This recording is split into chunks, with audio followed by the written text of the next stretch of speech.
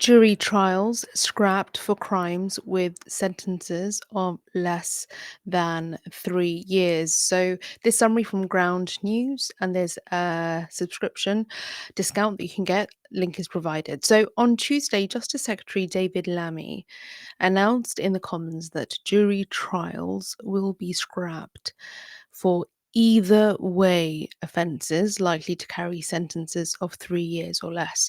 Mounting Crown Court backlogs have pushed caseloads toward 100,000 by 2028 for almost 78,000, with some suspects facing trial dates as late as 2030, and 6 out of 10 victims of withdrawing prosecutions due to delays.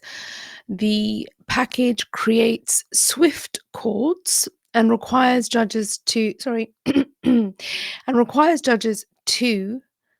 publish public reasons, while volunteer community magistrates will take on more cases and defendants' jury rights will be limited.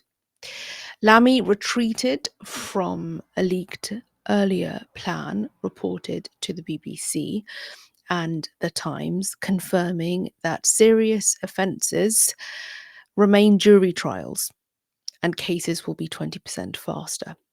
There are around 1.3 million prosecutions each year in England and Wales, with 10% going to Crown Court and 3 out of 10 resulting in trials.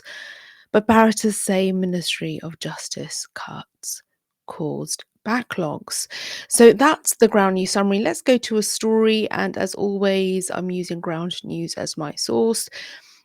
If I scroll through here, there's various pieces from various media outlets. It tells me where it sits on the political spectrum. I'm opting for a high factuality, center sitting story.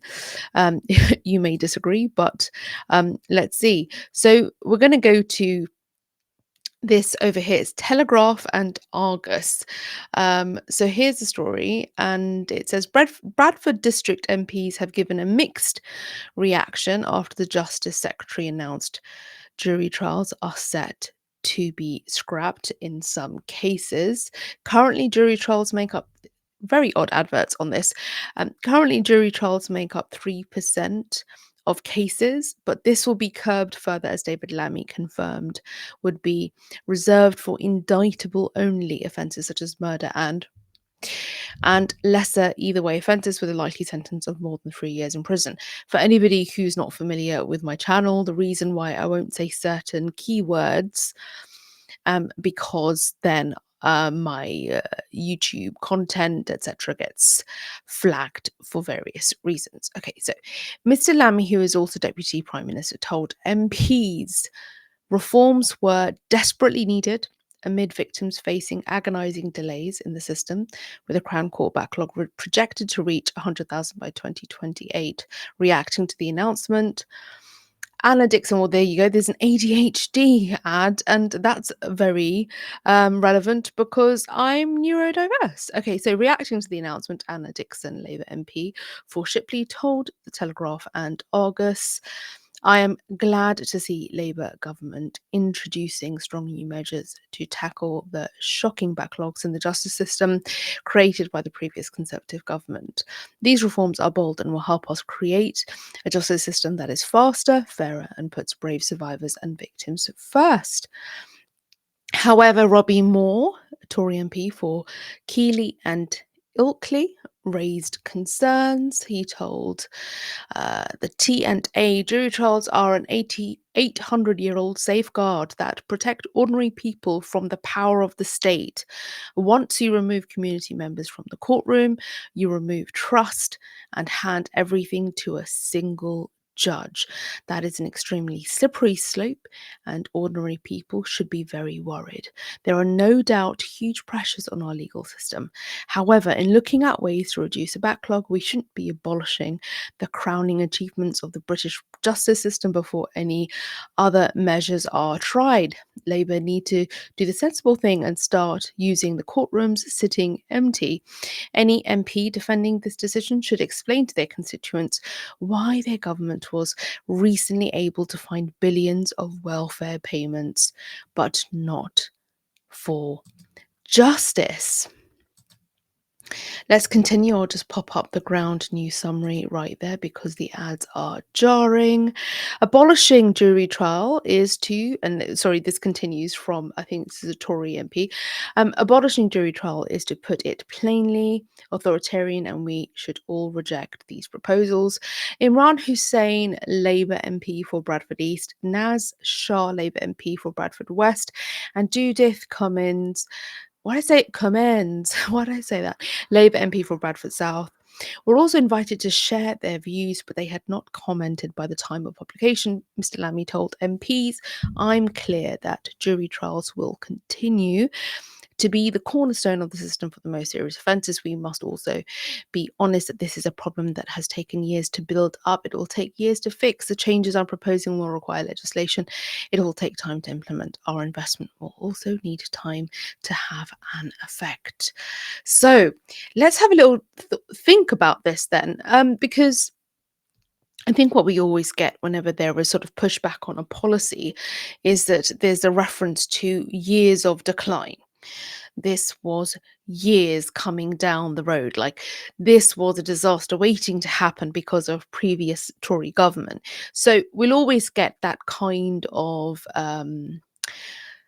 don't want to call it pushback. It's a kind of it's a rebuttal to any kind of criticism. So there is that, and there is some truth to it. But after a while, it does feel like a cop out, very quick and easy excuse for to justify policies that um, those questioning feel are sort of inappropriate or not quite right. So there is that bit, and then there is the other bit of, okay, so you're doing with sort of away with juries. Um, who's going to be the most affected? It's useful for us to ask the question um, in relation to power and power dynamics and proximity to power. So, um, what are the kind of defendants who will perhaps be at a disadvantage because there won't be juries? And as has been quoted, a representation of those from communities not being um, in a position to help make those sort of decisive judgments. So I welcome your thoughts. This is a sort of strange, again, if you zoom out, it's a sort of another sort of a structural change. It's quite a significant one. It's quite a significant structural change to our justice system, which will no doubt have ripples across the profession and across sort of um, the implications for society, those who are facing sort of charges, etc., in court. It's not a small thing when there is such a significant shift from, as has been argued, from kind of a structural context and in terms of power and influence. It's quite concerning. I wonder if you had expected or predicted there to be so many significant structural policies and policy changes from this government. I am, as ever, as neutral as possible. It helps me to check my assumptions, and it helps me to zoom out and take uh, a more sort of a critical and questioning view. So I'm not here to be sort of political as such. So I welcome your views, and different views are Please welcome, just keep them respectful. YouTube moderation, which is sort of automatic, keeps things mostly uh, safe, I guess that's the way to describe it. But please go ahead. I respond to most comments. So if you're here for the first time, I'm Serena. I've got more than 20 years in media and comms. I have other channels of creation, and mostly here I speak about media, I speak about politics from the lenses of communications as well as systems thinking. I also have a podcast called Systems and Questions. We're about 5 episodes in, so you can check that out right here on the channel and also on all pod platforms. Yesterday's video was about your party. Hang on, was it? Yes, it was. And it was about how there won't be a co leadership. So you can check that out. But there'll be regular videos right here, but you can click here on the screen for more and do subscribe. It really helps me in the channel, which I've had for just under 2 years, keeping going whilst having a 9 to 5 and other responsibilities. But I appreciate your time and attention, and I'll catch you in the next one.